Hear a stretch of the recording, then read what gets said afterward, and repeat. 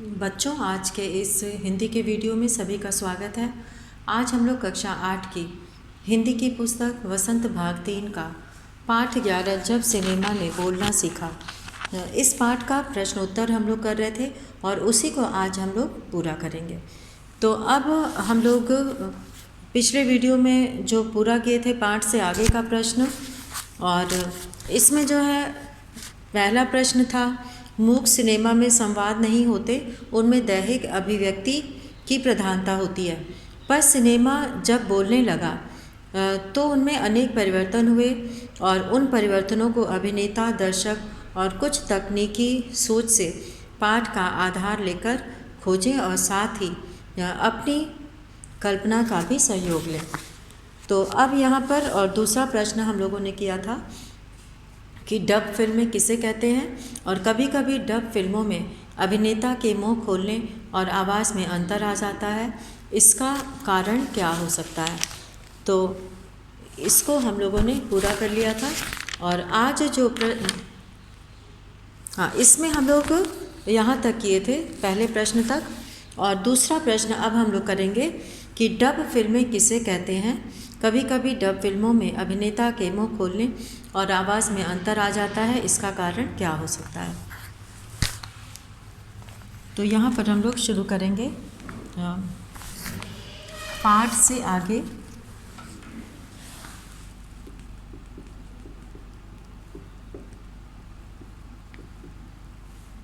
इसके अंतर्गत हम लोग उत्तर 2 करेंगे, और उत्तर 2 में यहाँ पर लिखना है कि डब फिल्म में अभिनय करने वाले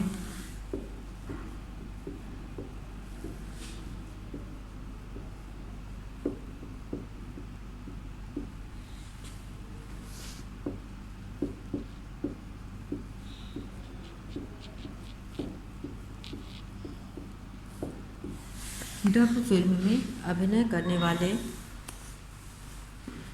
और संवाद बोलने वाले, डब फिल्म में अभिनय करने वाले और संवाद बोलने वाले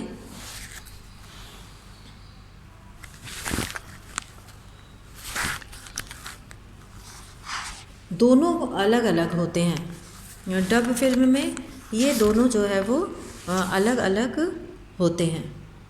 तो इसमें जो है सबसे पहले बोलने वाले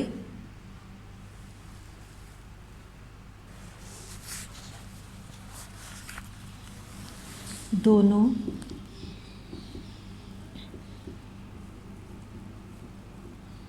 अलग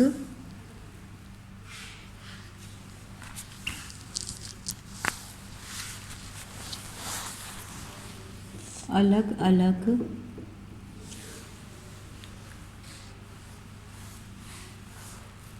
यहाँ पे इसके आगे का हम लोग यहाँ लिखेंगे, दोनों अलग अलग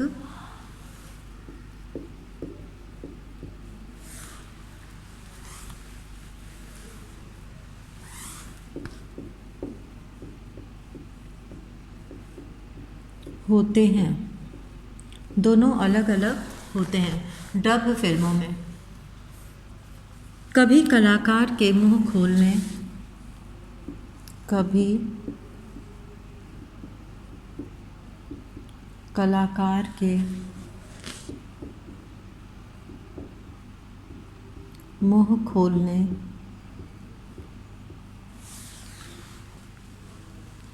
और आवाज़ में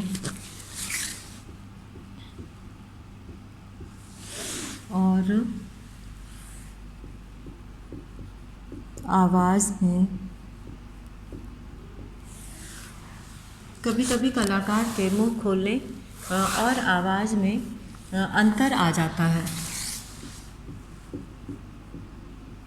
अंतर आ जाता है।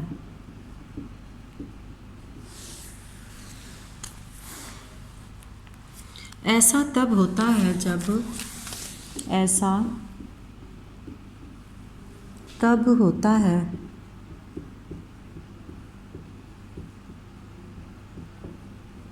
जब अभिनय एवं संवाद संयोजन में जब अभिनय एवं संवाद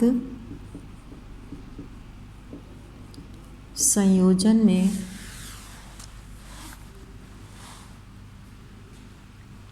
कमी हो।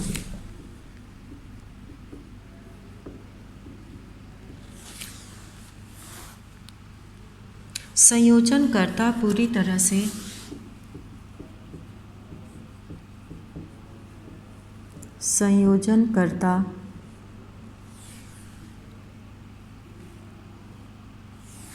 संयोजनकर्ता पूरी तरह से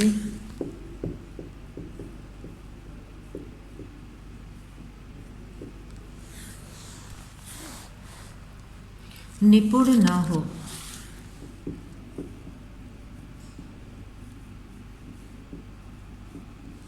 संयोजनकर्ता पूरी तरह से निपुण न हो या मुंह खोलने बंद करने की गति या मुंह खोलने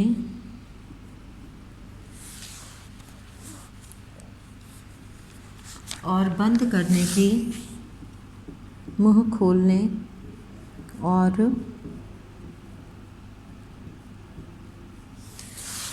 बंद करने की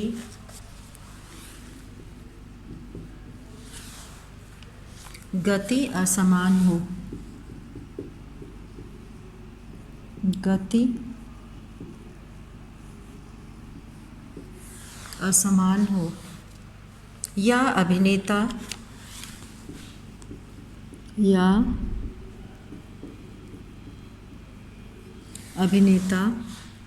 तालमेल बिठाने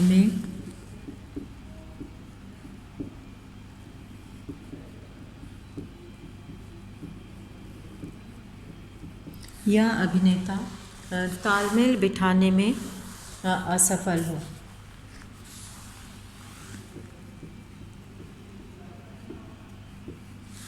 तालमेल बिठाने में असफल हो।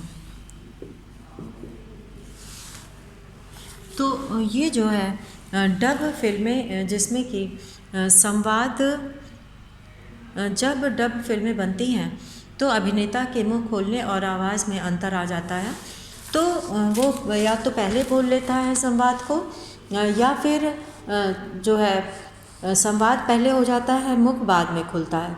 तो इस तरह की परेशानी आती है जबकि उन दोनों में ही समय का तालमेल न हो।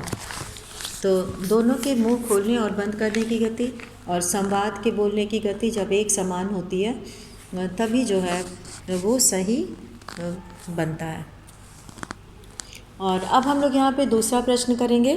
और दूसरा प्रश्न है कि मूक फिल्म देखने का एक उपाय यह है कि आप टेलीविज़न की आवाज़ बंद करके फिल्म देखें और उसकी कहानी को समझने का प्रयास करें और अनुमान लगाएं कि फिल्म में संवाद और दृश्य की हिस्सेदारी कितनी है। तो मूक फिल्में यानी कि जिसमें कि संवाद नहीं होता है, केवल अभिनय होता है, तो उसका अनुभव करने के लिए कि वो फिल्में देखने में कैसी लगती हैं, तो उसको अनुभव करने के लिए जो है टेलीविज़न की आवाज़ बंद करके फिल्म देखें और अनुमान लगाएं कि फिल्म में संवाद और दृश्य की हिस्सेदारी कितनी है, यानी कि दृश्य से हमें कितना फिल्म समझ में आता है। अब यहाँ पे उत्तर 2 हम लोग करेंगे। उत्तर 3 है ये।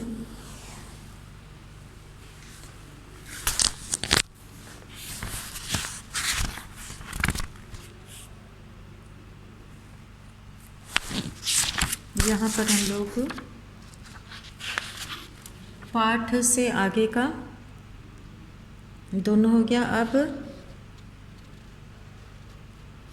अनुमान और कल्पना के अंतर्गत यहाँ पर जो पहला प्रश्न दिया है कि किसी मूक सिनेमा में बिना आवाज़ के ठहाकेदार हंसी कैसी होगी, कैसी दिखेगी, अभिनय करके अनुभव कीजिए। तो यहाँ पर आवाज़ ठहाका तो लगाना है, लेकिन उसमें आवाज़ नहीं निकलनी चाहिए। और दूसरा प्रश्न है कि मूक फिल्म देखने का एक उपाय यह है। तो हम लोग ये दूसरे प्रश्न को करेंगे। तो ये हम लोग करेंगे अनुमान और कल्पना के अंतर्गत। अनुमान और कल्पना।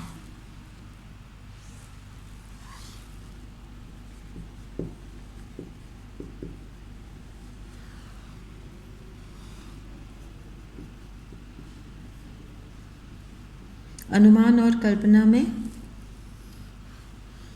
पहला उत्तर ठहाका लगा के देखना है और दूसरे का उत्तर हम लोग यहाँ पर लिखेंगे। तो इसमें जो है, यदि हम टेलीविज़न का आवाज़, यदि हम टेलीविज़न की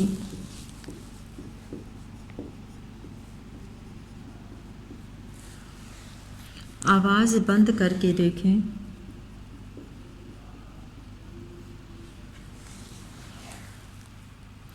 यदि हम टेलीविज़न की आवाज़ बंद करके देखें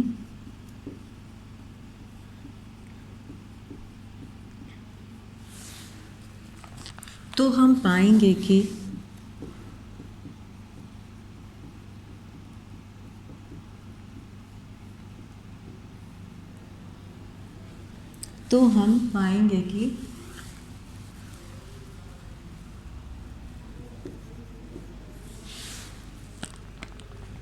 संवाद और दृश्य ही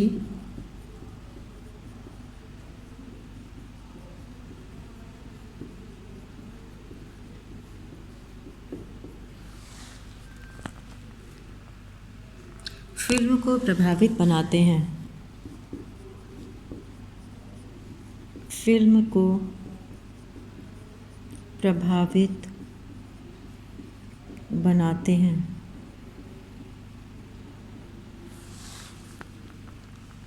संवाद के बिना फिल्म की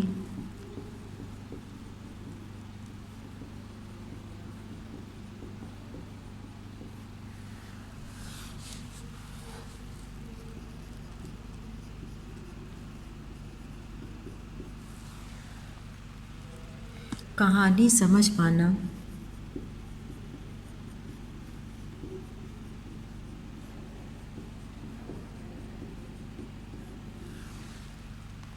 कठिन है।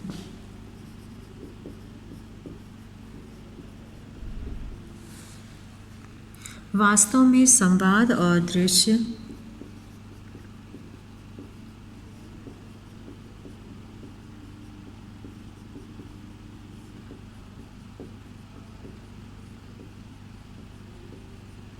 वास्तव में संवाद और दृश्य, ये लाइन हम लोग ऊपर लिखेंगे।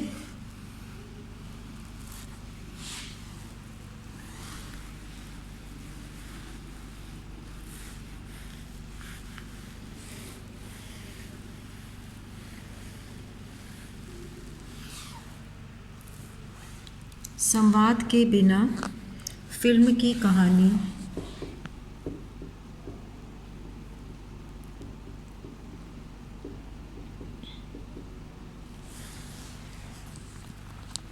समझ पाना कठिन है।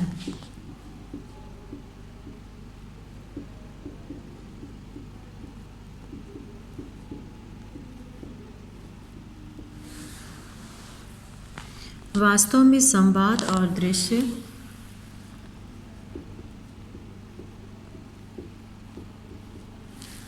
वास्तव में संवाद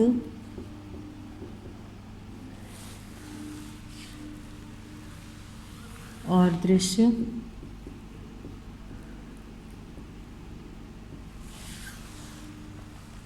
एक दूसरे के पूरक हैं।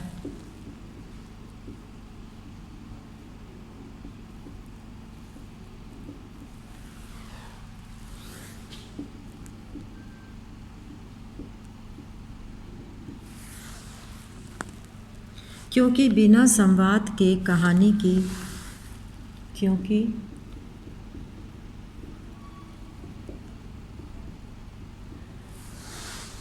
बिना संवाद के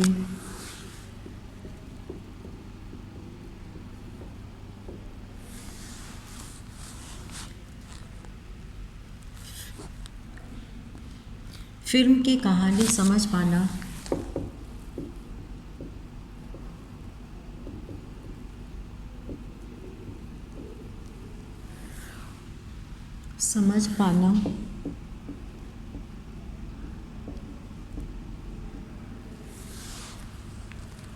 कठिन हो जाएगा।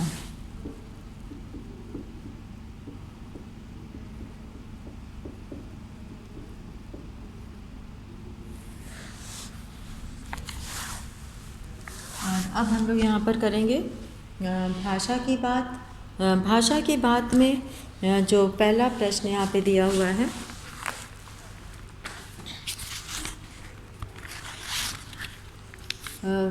सवाक शब्द वाक से पहले स लगाने से बना है और स उपसर्ग से कई शब्द बनते हैं। निम्नलिखित शब्दों के साथ स का उपसर्ग की भांति प्रयोग करके शब्द बनाएं और शब्दार्थ में होने वाले परिवर्तन को बताएं। हित, परिवार, विनय, चित्र, बल, सम्मान। तो ये जो है हित से सहित शब्द बनेगा, सपरिवार, सविनय तो और सचित्र और सबल और सम्मान। तो इस तरह से उपसर्ग लगा के, उपसर्ग और प्रत्यय दोनों ही शब्दांश होते हैं। वाक्य में इनका अकेला प्रयोग नहीं होता। इन दोनों में अंतर केवल इतना होता है कि उपसर्ग किसी भी शब्द में पहले लगता है और प्रत्यय बाद में। हिंदी के सामान्य उपसर्ग इस प्रकार हैं: अ, अन, नि, दु, क, कु, स, सु, अध, बिन, औ आदि। तो यहाँ पर पाठ में आए उपसर्ग और प्रत्यय युक्त शब्दों के कुछ उदाहरण नीचे दिए जा रहे हैं और इसी प्रकार के अन्य उदाहरण खोज के बच्चे लिखेंगे, स्वयं से करेंगे इसे। यहाँ पे कुछ उदाहरण दिया जा रहा है, जैसे सवाक जो है वो स उपसर्ग लगा के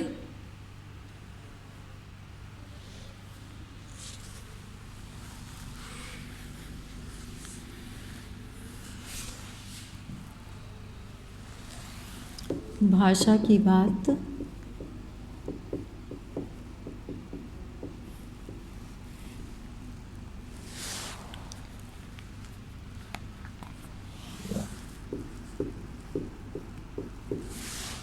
सवाक वाक या वाणी के साथ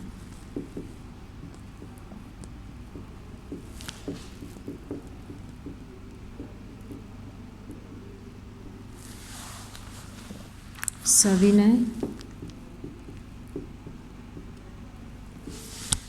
विनयपूर्वक,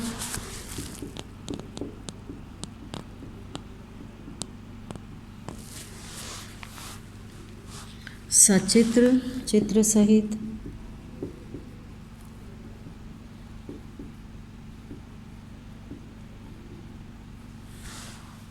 सबल बल के साथ,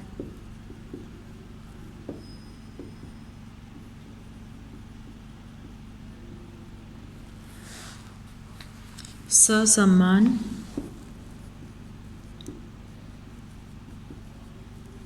सम्मान सहित,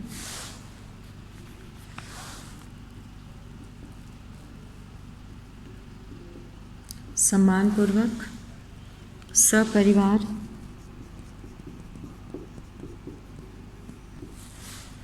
परिवार सहित,